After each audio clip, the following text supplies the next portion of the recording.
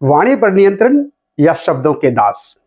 एक बहुत ही अच्छा रोचक एक कथा लेकर आपके समक्ष उपस्थित हुआ हूं।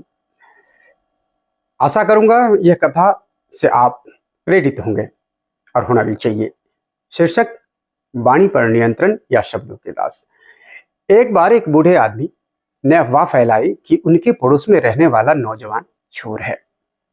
यह बात दूर दूर तक फैल गई। आसपास के लोग उस नौजवान से बचने लगे कि भाई वो चोर है, इनसे बचकर रहो। नौजवान परेशान हो गया। कोई उस पर विश्वास ही नहीं करता, कोई उनको बुलाता ही नहीं, कोई उनको अपने पास बैठाता ही नहीं। नौजवान परेशान रहने लगा, बहुत परेशान रहने लगा। एक बार गांव में चोरी हुई, चोरी की वारदात हुई और शक पर उस नौजवान पर गया। गांव वाले का जो शक था उस नौजवान पर चला गया। फिर उसे गिरफ्तार भी कर लिया गया। कंप्लेन हुआ, उसको गिरफ्तार कर लिया गया। लेकिन कुछ दिनों के बाद सबूत के अभाव में वह निर्दोष साबित हो गया। निर्दोष साबित होने के बाद वह नौजवान चुप ही नहीं बैठा। निर्दोष साबित होने के बाद वह जवान चुप नहीं बैठा। उसने बूढ़े आदमी पर गलत आरोप लगाने के लिए मुकदमा दायर कर दिया। पंचायत में बूढ़े आदमी ने अपने बचाव में सरपंच से कहा, मैंने जो कुछ कहा था वह एक टिप्पणी से अधिक कुछ नहीं था। किसी को नुकसान पहुंचाने का मेरा मकसद तो कतई नहीं था। सरपंच ने बूढ़े आदमी से कहा, आप एक कागज के टुकड़े पर वो सब बातें लिखे जो आपने उस नौजवान के बारे में कही थी, और जाते समय उस कागज को टुकड़े टुकड़े करके घर के रास्ते में फेंक दे। जब आप जाने लगे उस कागज पे जिस पे आपने लिखा है उसको टुकड़े टुकड़े करके फेंक दीजिए। उसके बाद कल फैसला सुनने के लिए पंचायत में आ जाएं। बूढ़े व्यक्ति ने वैसा ही किया।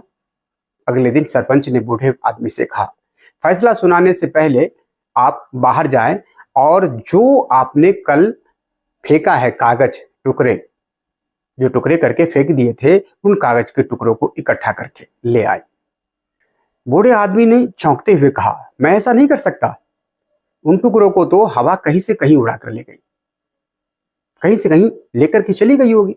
अब वो नहीं मिल सकेंगे। मैं कहां कहां उन्हें खोजने जाऊं, कहां से ढूंढ के लाऊंगा। ऐसा अब हो नहीं सकता। ये कैसा पंचायत है? सरपंच जी, आप भी क्या पगला गए हैं? इस तरह से पंचायत करेंगे? सरपंच ने कहा, ठीक इसी तरह एक सरल सी टिप्पणी भी किसी का मान सम्मान उस सीमा तक नष्ट कर सकती है जिसे वह व्यक्ति किसी भी स्थिति में प्राप्त करने में सक्षम नहीं हो सकता। इसलिए यदि किसी के बारे में कुछ अच्छा नहीं कह सकते तो किसी के बारे में बुरा भी तो नहीं बोलना चाहिए। असमंजस की स्थिति में चुप रहना चाहिए।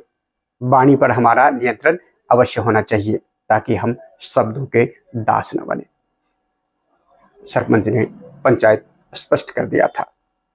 आशा करूंगा इस कहानी से आपको कुछ प्रेरणा मिली होगी और इसको बिल्कुल फॉलो करेंगे ताकि हमारे जीवन भी सुदृढ़ हो, हमारे जीवन में भी हम दास ना बने वाणी का, ऐसा सुनिश्चित करें। बहुत बहुत धन्यवाद। साभार स्वामी संदीपनी जी।